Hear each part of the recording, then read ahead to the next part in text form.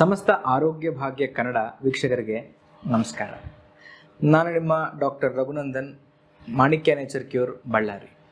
ಇವತ್ತಿನ ಈ ವಿಡಿಯೋದಲ್ಲಿ ನಾವು ಡಿಸ್ಕಸ್ ಮಾಡುವಂಥ ಟಾಪಿಕ್, ಇವತ್ತು ನಾವು ಎದ್ರ ಬಗ್ಗೆ ಮಾತಾಡೋಣ ಅಂದರೆ ಸಕ್ಕರೆ ಕಾಯಿಲೆ ಅಂದರೆ ಡಯಾಬಿಟೀಸ್. ಇದು ಎಲ್ಲರಿಗೂ ಪರಿಚಯ ಇರುವಂಥ ರೋಗ.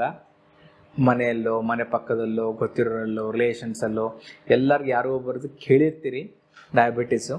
ಈ ನಡುವೆ ಹೊಸದೇನಾಗಿದೆ ಅಂದರೆ ಅರ್ಲಿ ಏಜಲ್ಲಿ ಅಂದರೆ 30-35 ಇಯರ್ಸಿಗೆಲ್ಲನೂ ಡಯಾಬಿಟೀಸ್ ಬರ್ತಾ ಇದೆ. ಅದಕ್ಕೆ ಕಾರಣಗಳೇನು, ನಾವು ಏನು ಮಾಡಿಕೊಂಡ್ರೆ ಡಯಾಬಿಟೀಸ್ ತಪ್ಪಿಸ್ಬೋದು, ಈಗ ಬಂದ ಮೇಲೆ ಇರುವಂಥ ಟ್ರೀಟ್ಮೆಂಟ್ ಸುಮಾರಿದೆ, ಬರಲಾರ್ದ ಹೇಗೆ ನೋಡ್ಕೋಬೇಕು ಅನ್ನೋದನ್ನು ಬಹಳ ಬಹಳ ಬಹಳ ಮುಖ್ಯ. ಸೊ ಇವತ್ತಿನ ವಿಡಿಯೋದಲ್ಲಿ ಅದ್ರ ಬಗ್ಗೆ ಎಲ್ಲ ನಾವು ಡಿಸ್ಕಸ್ ಮಾಡೋಣ.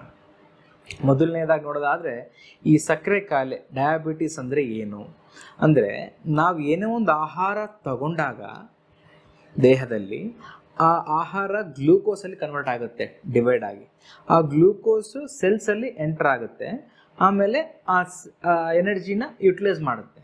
ಈ ಸಕ್ಕರೆ ಕಾಯಿಲೆಯಲ್ಲಿ ಏನಾಗುತ್ತೆ ಅಂದರೆ, ಈ ಎನರ್ಜಿ ಗ್ಲೂಕೋಸ್ ಏನಿದೆ ಅಲ್ಲ, ಸರ್ಕ್ಯುಲೇಷನಿಂದ ಒಳಗಡೆ ಹೋಗ್ಲಿಕ್ಕೆ ಒಂದು ಲಾಕ್ ಇರುತ್ತೆ, ಅದನ್ನು ಇನ್ಸುಲಿನ್ ಅಂತ ಹೇಳ್ತೀವಿ.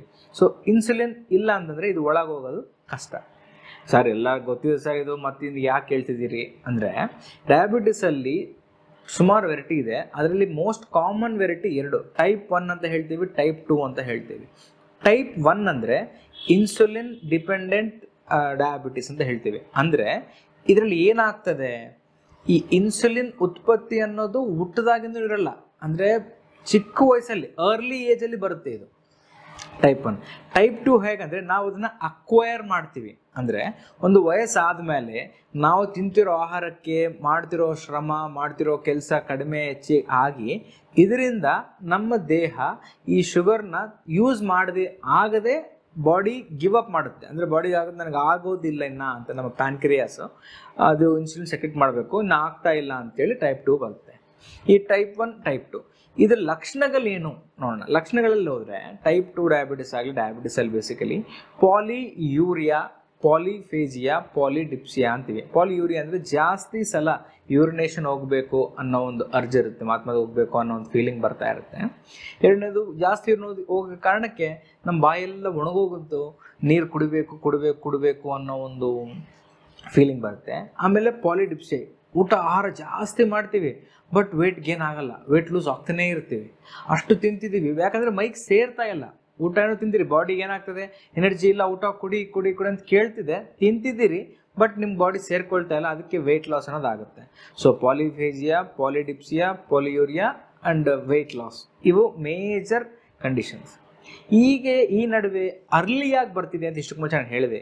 ಯಾಕೆ ಅರ್ಲಿ ಬರ್ತಿದೆ ಅಂದರೆ, ಈಗ ನಾವು ದಿನಕ್ಕೆ 4 to 6 ಟೈಮ್ಸ್ ತಿಂತಿದ್ದೀವಿ, ಬಟ್ ಕೆಲಸ ಮಾತ್ರ ಬಹಳ ಕಡಿಮೆ ಮಾಡ್ತಿದ್ದೀವಿ ಅಥವಾ ಮಾಡ್ತಾನೇ ಇಲ್ಲ, ಅಥವಾ ನಾವು ಮಾಡೋ ಕೆಲಸ ಮಿನಿಮಲ್ ಎಫರ್ಟ್ಸ್ ಇರುತ್ತೆ. ಟೇಬಲ್ನಲ್ಲಿ ಕುತ್ಕೊಂಡು ಮಾಡುವಂಥ ಕೆಲಸ ಇರ್ಬೋದು, ಅಥವಾ ಒಂದು ರೂಮ್ ಒಳಗೆ ಎದ್ದು ಮಾಡುವಂಥ ಕೆಲಸ ಇರ್ಬೋದು, ಮನೇಲಿ ಇತ್ಕೊಂಡು ಮಾಡುವಂಥ ಕೆಲಸ ಇರ್ಬೋದು. ಈ ಫಿಸಿಕಲ್ ಆ್ಯಕ್ಟಿವಿಟಿ ಅನ್ನೋದು ಜಾಸ್ತಿ ಇಲ್ಲ. ಸೊ ಫಿಸಿಕಲ್ ಆ್ಯಕ್ಟಿವಿಟಿ ಜಾಸ್ತಿ ಇದ್ದಾಗ ನೀವು ತಿಂದರೂ ಸಹ ಜೀರ್ಣ ಆಗುತ್ತೆ, ಅದು ನಿಮ್ಮ ಮೈಗೆ ಸೇರಿಕೊಳ್ಳುತ್ತೆ and you will get use of it. So ಇವೇನು ಆಗ್ತಿಲ್ದಿರೋ ಕಾರಣಕ್ಕೆ ನಮ್ಮ ಬಾಡಿ ಈ ಡಯಾಬಿಟಿಸನ್ನು ಭಾಳಷ್ಟು ಅರ್ಲಿ ಏಜಲ್ಲಿನೇ ಫೇಸ್ ಮಾಡ್ತಾ ಇದೆ. ಸೊ ಇದಕ್ಕೆ ನಾವು ಹೆಂಗೆ ಕಂಡುಹಿಡಿಯೋದು? ಸುಮಾರು ಟೆಸ್ಟ್ ಎಲ್ಲರೂ ಗೊತ್ತಿದೆ. ಬೆಳಿಗ್ಗೆ ಖಾಲಿ ಹೊಟ್ಟೆಗೆ ಕೊಡ್ಬೋದು ಸ್ಯಾಂಪಲು, ಊಟ ಮಾಡಿದ ಮೇಲೆ ಸ್ಯಾಂಪಲ್ ಕೊಡಬೇಕು, ಫಾಸ್ಟಿಂಗ್ ಶುಗರ್ ಅಂತ ಹೇಳ್ತೀವಿ, ಊಟಕ್ಕಿಂತ ಮುಂಚೆ ಕೊಡೋದು, ಊಟ ಆದಮೇಲೆ ಕೊಡೋದು ಪೋಸ್ಟ್ ಪ್ರ್ಯಾಂಡಿಯಲ್ ಅಂತ ಹೇಳ್ತೀವಿ. ಇನ್ನೊಂದು ಬಹಳ ಇಂಪಾರ್ಟೆಂಟು ಡಯಾಗ್ನೋಸ್ ಮಾಡಲಿಕ್ಕೆ ಬೇಕಾಗಿರುವಂಥ ಟೆಸ್ಟ್ ಬಂದುಬಿಟ್ಟು HbA1c ಅಂತ ಹೇಳ್ತೀವಿ. ಇದು 3 ತಿಂಗಳ ಆ್ಯಾವ್ರೇಜ್ ಗೊತ್ತಾಗುತ್ತೆ. ಸೊ ಇಷ್ಟೊಂದು ನಮ್ಮ ಶುಗರ್ ಇಲ್ಲ ಬಟ್ ಲಕ್ಷಣಗಳೇನೋ ಕಾಣ್ತಿದೆ, ನೋಡಬೇಕು ಅಂತ ಅಂದ್ಕೊಂಡಾಗ ಬೆಳಿಗ್ಗೆ ನೀವು ಸ್ಯಾಂಪಲ್ ಕೊಡೋದ್ರಲ್ಲಿ ಅವ್ರಿಗೆ HbA1c ಅಂತ ಹೇಳಿ. ಈ HbA1c ಏನು ಮಾಡುತ್ತೆ ಅಂದರೆ, ಕಳೆದ 3 ತಿಂಗಳದ ಆ್ಯಾವ್ರೇಜ್, 3 months ಆ್ಯಾವ್ರೇಜ್ ಶುಗರ್ ತೋರಿಸುತ್ತೆ. ಅದು ನಂಬರ್ ಹೆಂಗಿರುತ್ತೆ, 6.2, 7, 7.5, 8 ಈ ರೀತಿ ಒಂದು ನಂಬರ್ಸಲ್ಲಿ ಬರುತ್ತೆ. ಸೊ ಈ ಆವ್ರೇಜ್ ಬ್ಲಡ್ ಶುಗರ್ನ ಒಂದು ನಂಬರ್ ಹಾಕಿ ಕೊಡ್ತಾರೆ, ಈ 7.2, 7.76 ಅಂತ.